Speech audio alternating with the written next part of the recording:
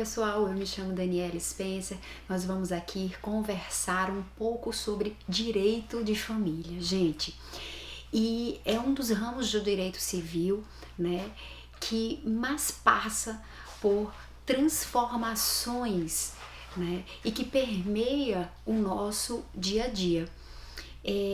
Isso porque todos nós pertencemos a uma família, né? Gostando ou não gostando, pertencemos a uma família. Então, isso torna até mais fácil a compreensão sobre assuntos que envolvem essas relações familiares, tá? Nesse nosso primeiro momento, nós vamos conversar um pouco sobre a evolução do direito de família. O que é que hoje a gente entende como direito de família, né? O que é que faz parte? Quais são as regras que envolvem esse direito de família? Então, para a gente entender o atual momento, a nova visão, né, contemporânea, moderna, a nova acepção, né, do direito de família, é preciso que a gente faça uma breve, né, uma breve síntese, digamos assim, tá, sobre a sua evolução, tá certo? Então vamos lá. Bom, gente, o direito de família, ele tem como núcleo, como conteúdo, a própria família, né? E no nosso caso, ou seja, no nosso ordenamento jurídico, a família inicialmente era protegida, amparada apenas aquela chamada família patriarcal. O que quer dizer essa família patriarcal? É aquela cujo principal elemento era a figura do homem, a figura do pai. E essa família patriarcal, com base nessa figura masculina, foi em razão da sociedade da nossa época, que era uma sociedade agrária, uma sociedade conservadora, né? Uma sociedade em que se retirava o seu sustento, a sua subsistência da terra. Por isso que a gente chama uma sociedade agrária.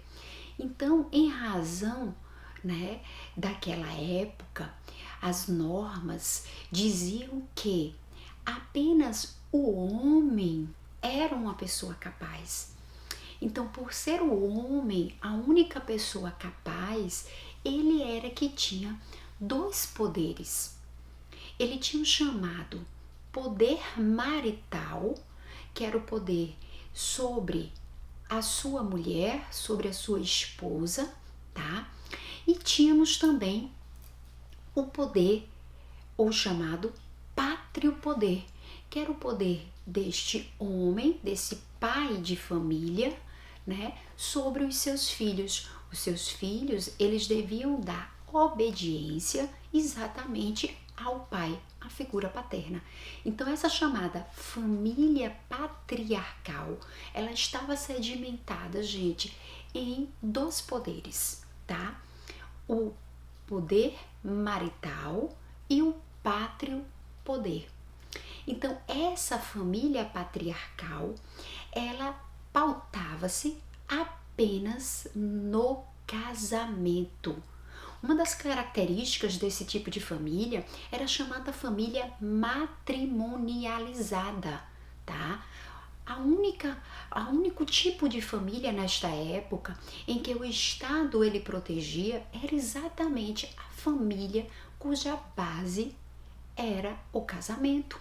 Era uma família nuclear, formada, né, pelos pais e pelo filho. Uma das funções dessa família matrimonializada, nuclear, era exatamente a procriação. Então, a mulher, nesta época, nessa sociedade agrária, conservadora, a mulher não tinha vez. A mulher, gente, ela era considerada uma relativamente incapaz. Então, ela devia obedecer o marido. A vontade dela era a vontade expressada e representada pelo seu marido. E nesta época, a função dela era procriar, né? Dar filhos. E detalhe, filho homem. Por quê? Porque o homem, ele tem, em razão da sua natureza física, ele tem forças. E essa força, né, do filho homem era utilizada na própria sociedade agrária, né, na própria família, né, que era uma unidade produtiva, era da terra, né, que a família, ela tirava sua sobrevivência, sua subsistência.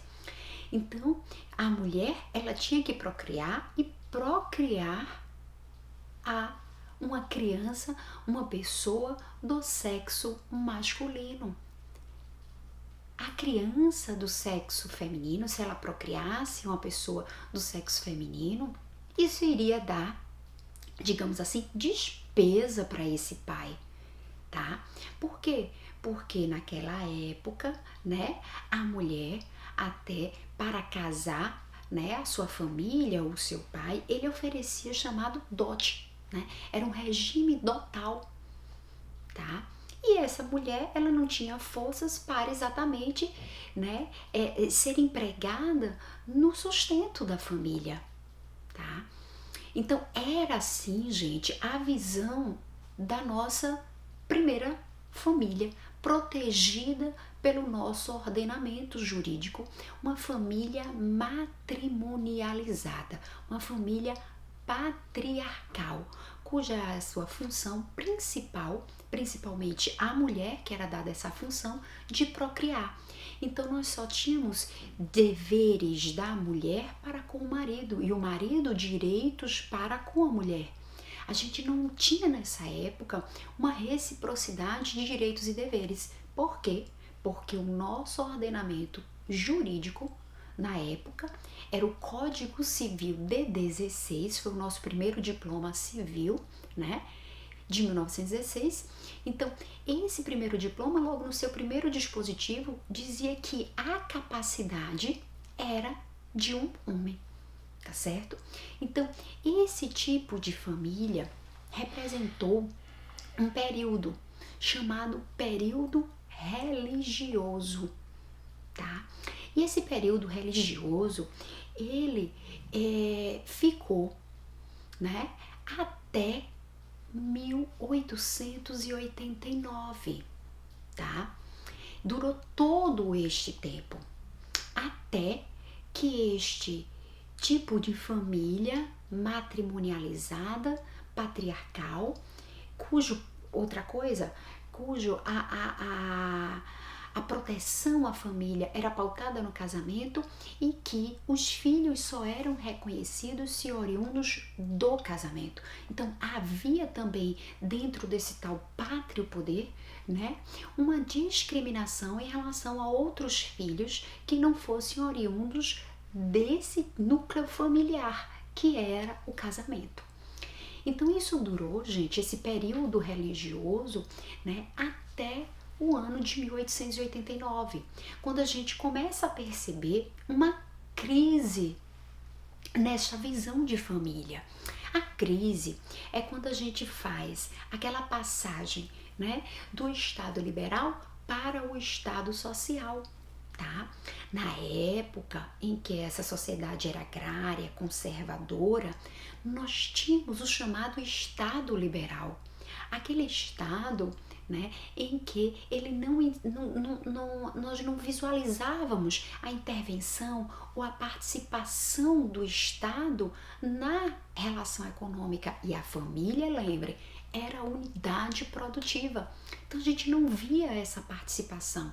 Então dava uma total liberdade à pessoa masculina, ao pai, ao chefe da família, né? Ordens ele poderia dar tanto à sua esposa quanto aos seus filhos, tá?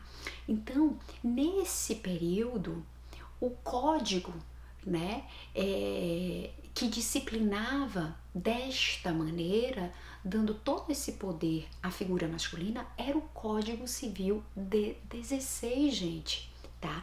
Então ele representou esse código, foi reflexo da sociedade da época, agrária, conservadora, e que não tínhamos ainda, né, a igualdade entre as pessoas, em que nós só tínhamos direitos, né, do marido sobre a mulher, em que nós tínhamos o tal do regime dotal. Então, a sociedade, ela é reflexo.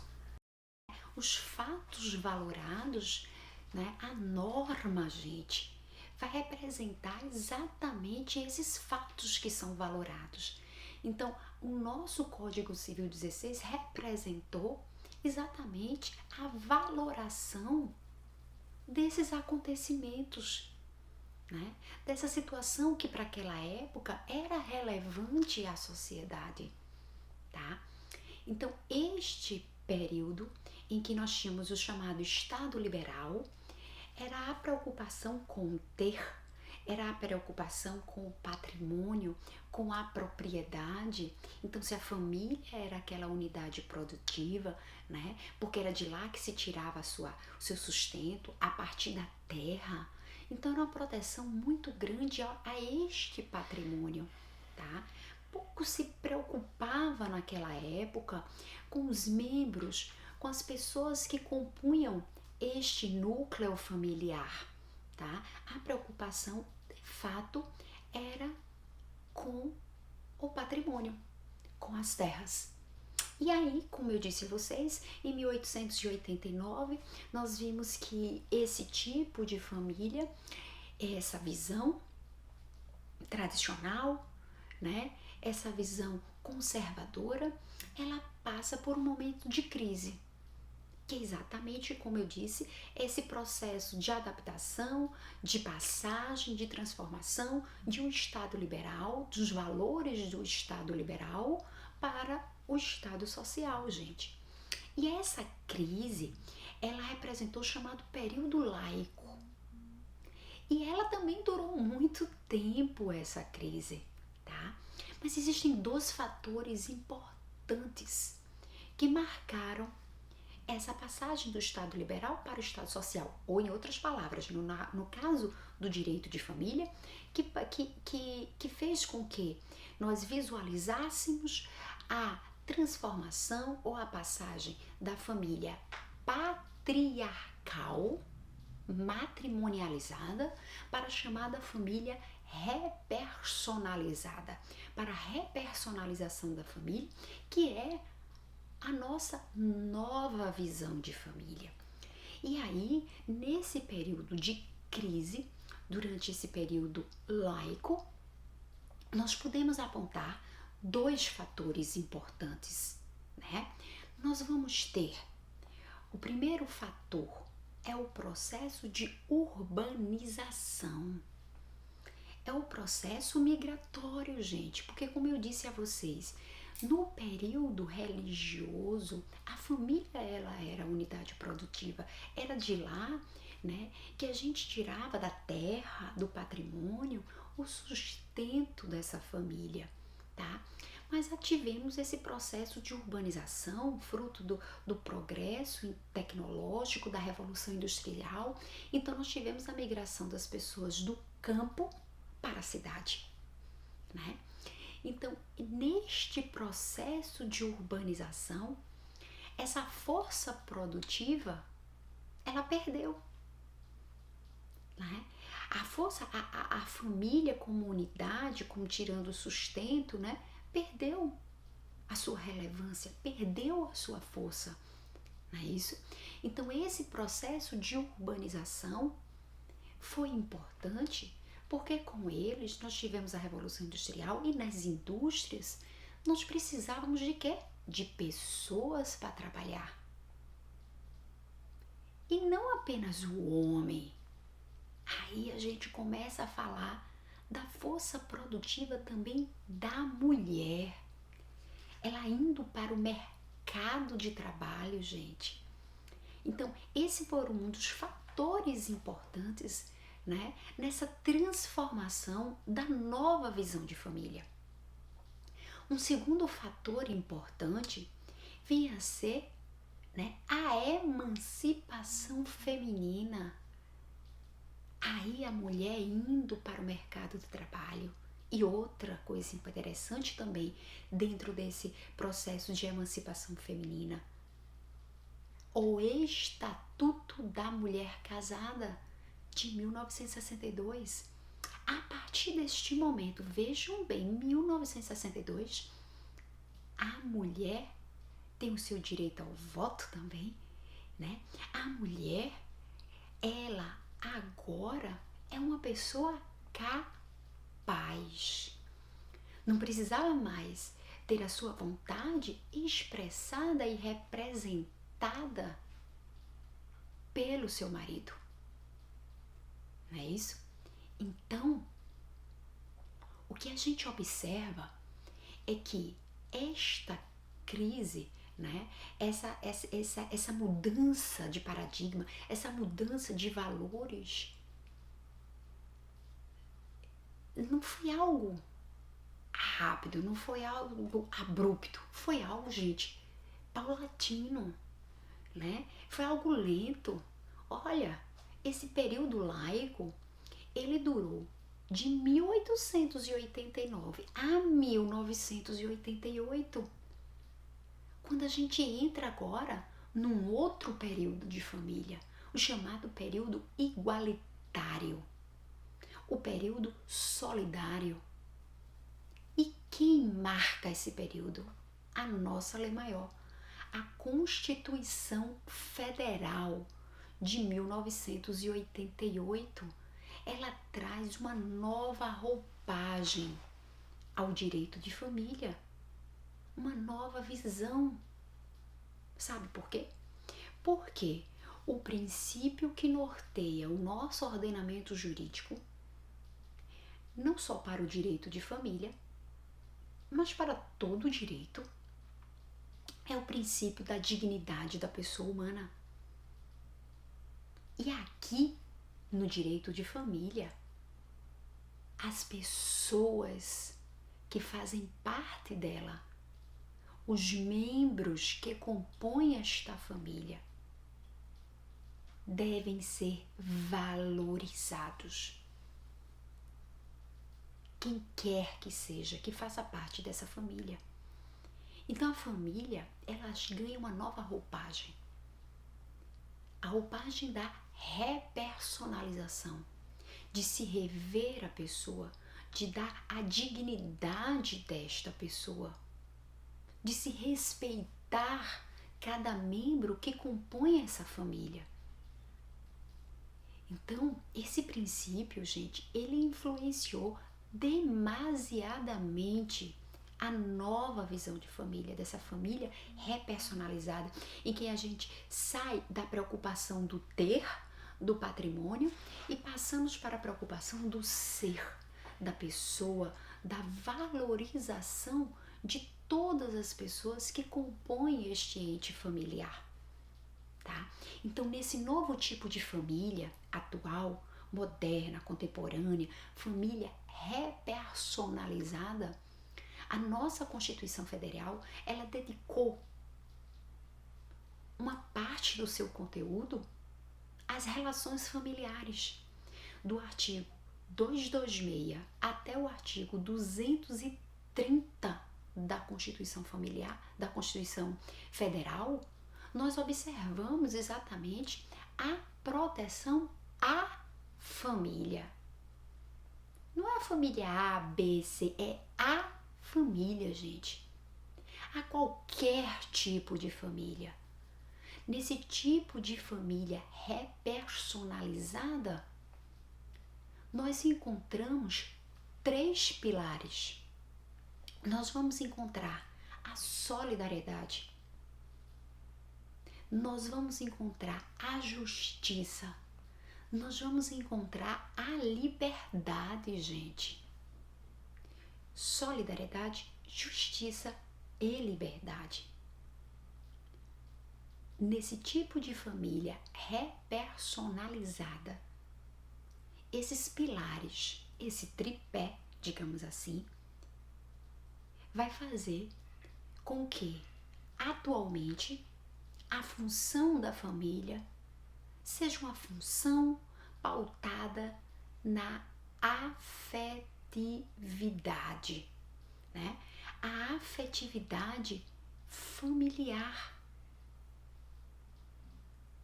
Essa afetividade, por sinal, é um dos princípios, um dos mais importantes princípios específicos do direito de família. Então, essa família repersonalizada, nós encontramos nela agora não mais a proteção apenas aquela família pautada no casamento, daquela família matrimonializada, mas sim a qualquer tipo de família. Vocês vão ver que na Constituição Federal, a partir do artigo 226, existem chamadas famílias explícitas. Mas não significa que não haja as famílias implícitas, gente. Com base nos pilares da solidariedade, da justiça e da liberdade, você pode criar qualquer tipo de família. O importante é a afetividade nessas relações familiares, a estabilidade dessas relações familiares, a publicidade, a ostensibilidade nessas relações familiares. Então, a Constituição Federal de 88, ela trouxe uma nova roupagem à família, até porque agora, de acordo com o artigo 5º da Constituição, homem e mulher são pessoas iguais.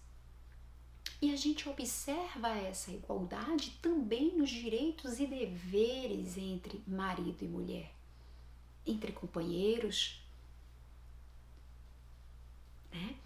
Então, vocês vão ver que a Constituição Federal de 88 é a norma que vai exatamente espelhar, refletir a sociedade daquela época. Uma sociedade igualitária, uma sociedade solidária. Tá? Então, gente, a nossa família, ela passou por esses valores do ter ao ser. Mas para isso, vejam, nós iniciamos num período chamado período religioso, que findou em 1889, passamos ao período laico até 1988 e estamos até hoje, em razão da nossa Constituição, nossa lei maior que está ainda em vigência, no chamado período igualitário, no chamado período solidário. Saímos da origem patriarcal, da família matrimonializada, para uma família repersonalizada. Saímos do ter e fomos para o ser. E no meio disso tudinho, nós destacamos a emancipação feminina e o processo de urbanização. Então, com base nisso, o nosso Código Civil de 2002, o nosso atual Código Civil, ele teve que sofrer, né, uma nova roupagem. Não tínhamos mais a mesma roupagem do Código Civil de 16. Por sinal, de 88 a 2002, ainda aplicávamos o Código Civil de 16. Mas sendo que a gente não podia aplicá-lo totalmente, por quê? Isso seria considerado inconstitucional, gente. Estaria violando os preceitos maiores da Constituição Federal. E aí, quando surgiu o Código Civil de 2002, que para muitos era considerado até um código morto, né? Porque ele representou a sociedade da época. E ele ficou em tramitação no Congresso muito tempo. O seu projeto é de 75, antes da Constituição Federal de 88. Então, qual é a conclusão que a gente pode tirar? Embora tivéssemos o Código Civil de 16, representando o período religioso, a Constituição Federal de 88, no nosso período igualitário, solidário, e a nosso Código Civil, atual Código Civil de 2002, é que embora tenhamos o Código Civil de 2002 e ainda em vigência, nós devemos continuar a fazer a leitura da família conforme a nossa Constituição Federal, conforme os valores constitucionais. Por quê? Porque o nosso Código Civil, o nosso atual Código Civil de 2002, ele é fruto de quem? Da sociedade da época, que foi de 1975, gente. Então, o nosso atual Código Civil, ele não exaure a matéria sobre as relações familiares. Ele não traz todos os tipos de família. Vamos ter em mente que os valores constitucionais, eles devem permear as relações familiares. Com base nisso, nós podemos dizer que o nosso direito de família, que antes era mais ou menos família, porque a única era a família matrimonializada, hoje é chamado direito das famílias, famílias plurais, né? Porque existem vários tipos de família. É um rol que a gente chama exemplificativo. Então nós podemos dizer que essas famílias plurais, nós vamos ter no nosso direito um conjunto de regra. E esse conjunto de regra, eles vão disciplinar relações pessoais e relações patrimoniais oriundas das relações familiares. Direitos e deveres recíprocos que a gente vai observar, tá? Então vai ser esse complexo, esse conjunto de regras pessoais e patrimoniais que incidem no direito de família. Nós vamos apresentar um novo conteúdo do direito de família. Hoje, não mais aquele direito apenas no matrimônio. Hoje é o direito das entidades familiares. E é a partir de agora, né, que a gente encerra a nossa primeira apresentação aqui, o nosso primeiro momento em que nós destacamos toda essa visão de família, desde a origem patriarcal até a família repersonalizada, e apresentando que o conteúdo do direito de família, e sim agora das famílias plurais, representa exatamente o direito das entidades familiares. Então a gente vai ver no próximo momento, na nossa segunda aula, exatamente esse direito das entidades familiares. Fiquem conosco!